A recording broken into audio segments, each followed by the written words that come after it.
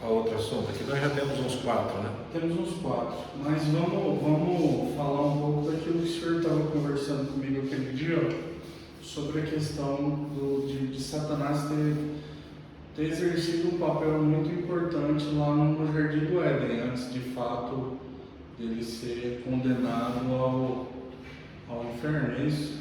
Ele ter caído. Quando fala que ele caiu e que ele assentava lá no trono, como é que era isso? Como é que funcionava essa questão?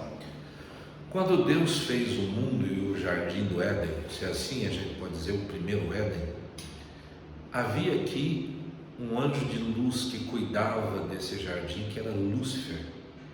Então aqui tinha um monte do Senhor, Lúcifer estava sentado aqui e Lúcifer cuidava do Jardim do Éden.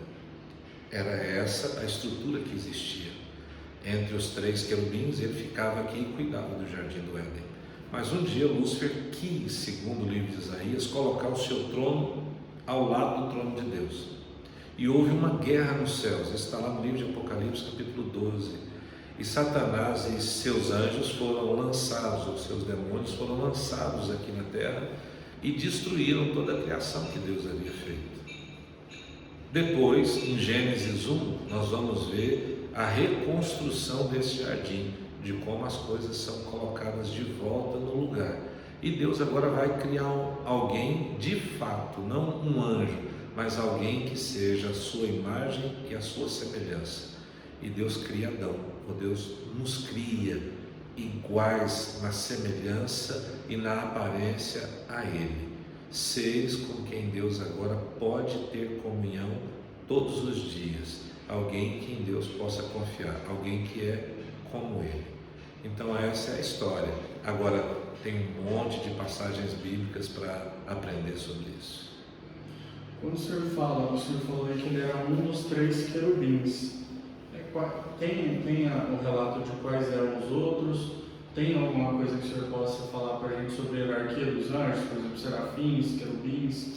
Para quem quiser aprender um pouco mais sobre isso, o que o senhor pode trazer de ensinamento para a gente?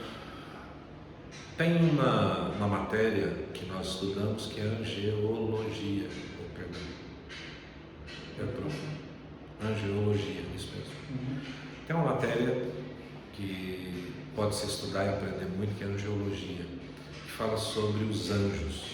Normalmente, assim, bem tranquilo, nós temos 3 ou 4, na verdade, me confundi tudo aqui. Então, como é que eu vou falar isso melhor?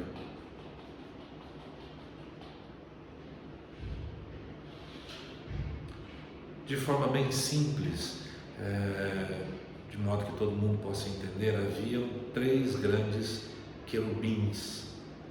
Lúcifer cuidava, parece, do louvor, da adoração, porque tinha instrumentos musicais. Ele era o símbolo da perfeição de toda a criação de Deus. E haviam 2 outros que também estavam, parece que nesse mesmo nível, e você vai vê-los na Bíblia com funções definidas. Você vai ver Gabriel e Miguel. Todas as vezes que fala de guerra espiritual, no caso de, vamos pensar, Daniel orando, Miguel vem para a guerra. Então Miguel parece que é um anjo guerreiro, um anjo que cuida da guerra. Você vai ler o livro de Daniel, diz que Deus vai enviar Daniel para cuidar dos seus escolhidos nos últimos dias. E quando você vê Miguel, Miguel está sempre trazendo mensagens. Vai encontrar com Maria e falar a respeito do nascimento de Jesus, Miguel. Então Miguel é o anjo mensageiro, ele traz mensagens de Deus. Gabriel, né? Miguel é o anjo da guerra. E Lúcifer, até então, era o anjo de luz, um ser iluminado que parece cuidava do louvor, porque ele tinha instrumentos musicais e ele era como se fosse a perfeição de tudo que Deus havia criado.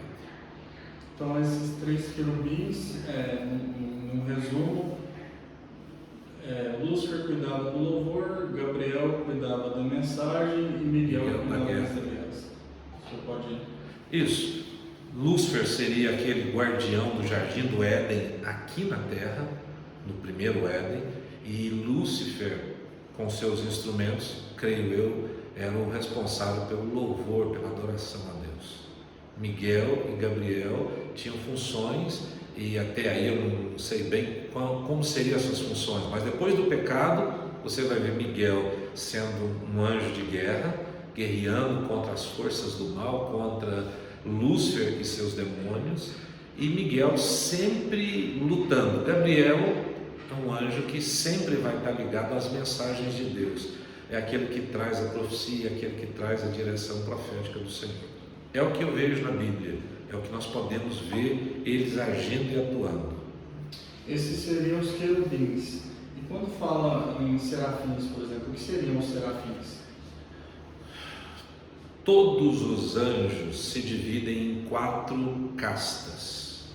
Por exemplo, vamos falar de uma coisa que nós ouvimos falar na Bíblia: querubins, serafins, arcanjos e anjos. Do outro lado, nós vamos ver lá: nossa luta não é contra carne ou sangue, mas principados, potestades, forças espirituais da maldade, dominadores desse mundo tenebroso. Então tem hierarquia aí no mundo espiritual. Normalmente 4 castas: potestades, né?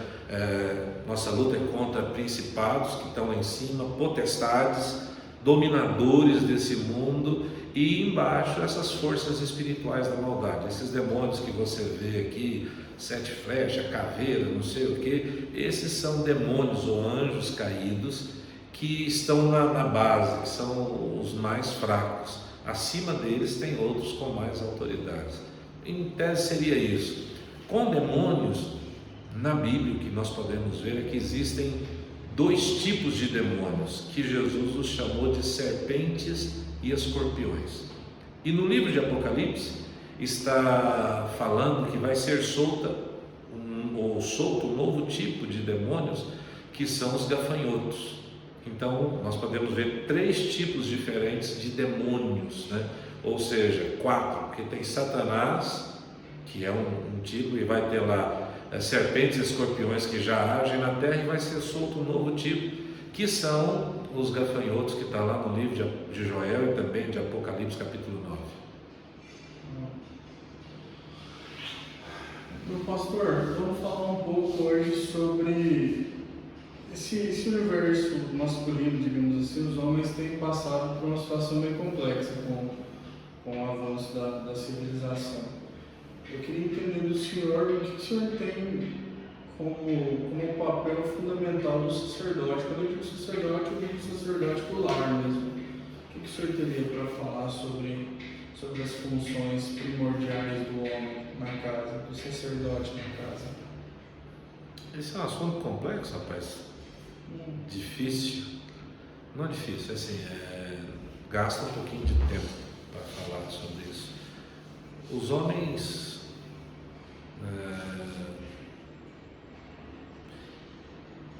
eu acho que o homem é muito acomodado no geral. E como é que eu vou dizer isso?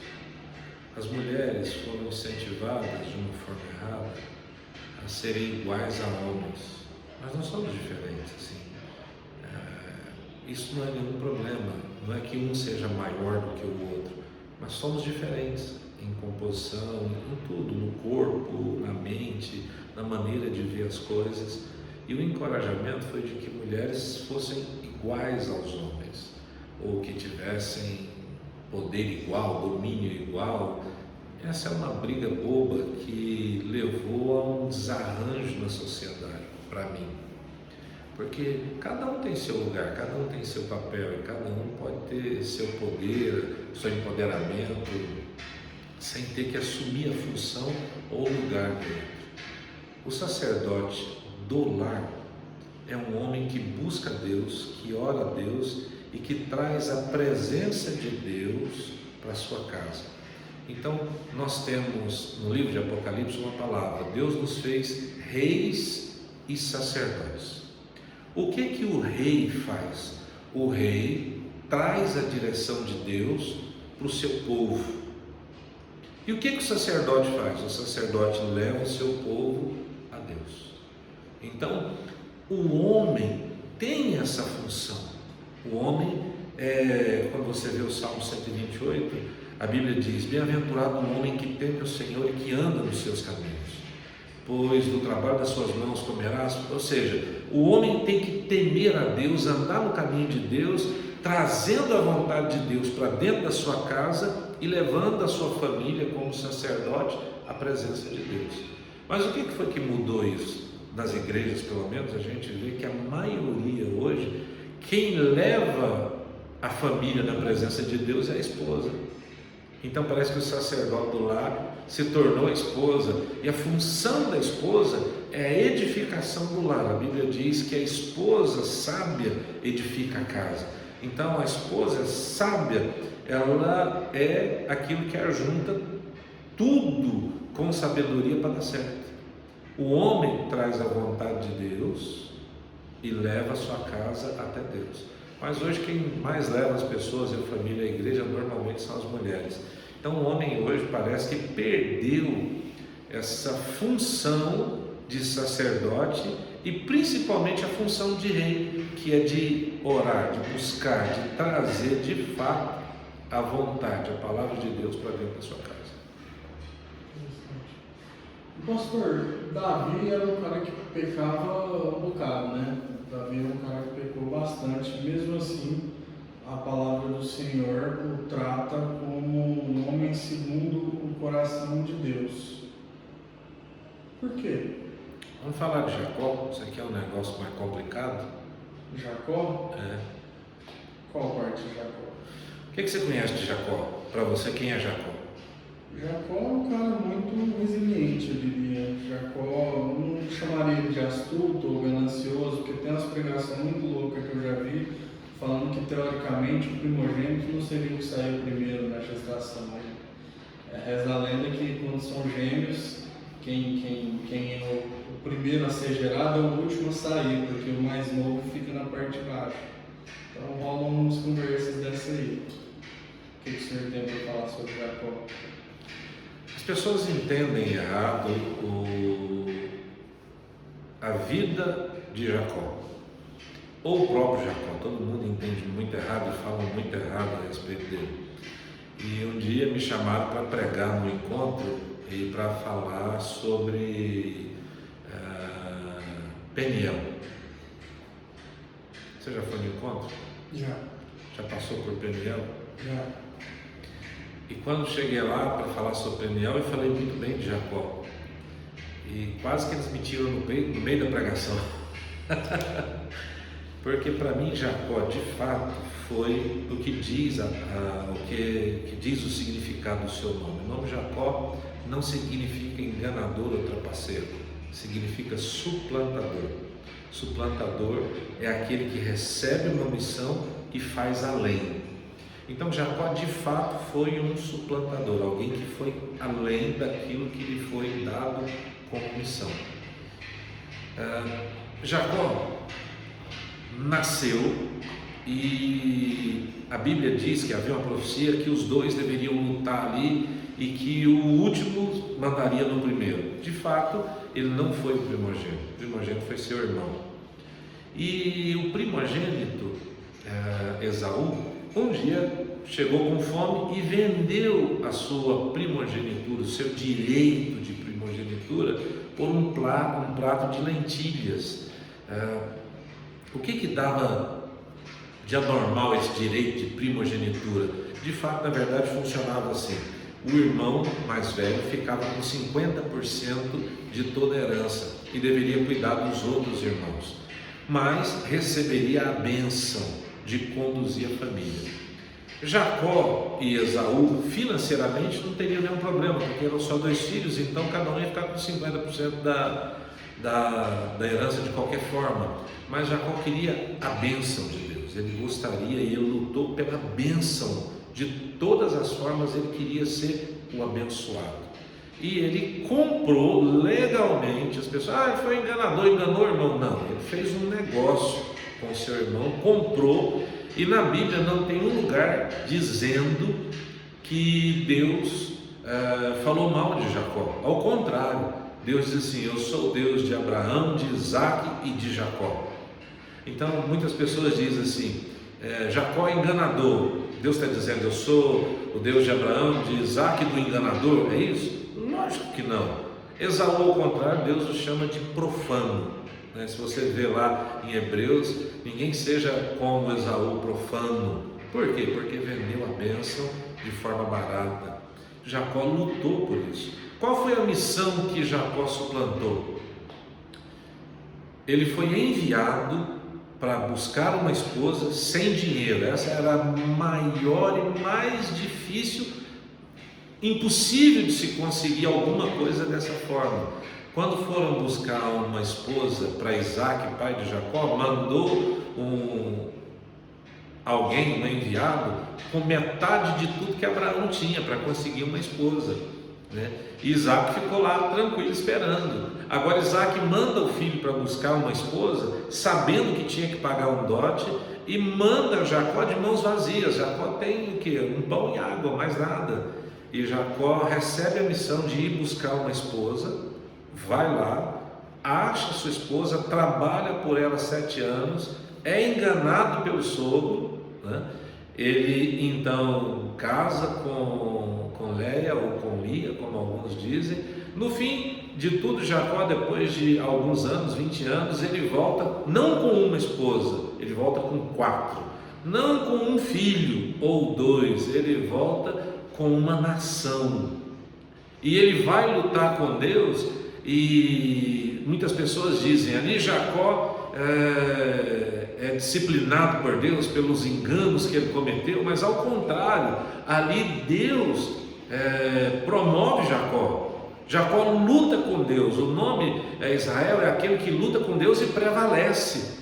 Ou seja, ele estava lutando pela sua bênção, não para ser corrigido. Quando alguém pergunta: qual é o seu nome? Meu nome é Jacó. E Deus diz: então agora você vai ser promovido. Você era suplantador, agora você é aquele que luta, você é aquele que vence. E Deus dá a ele a bênção de ser pai de uma nação. Então, erroneamente, muitas pessoas imaginam que Jacó foi sempre enganador. Isso não é verdade. Jacó foi alguém que lutou pela bênção e venceu.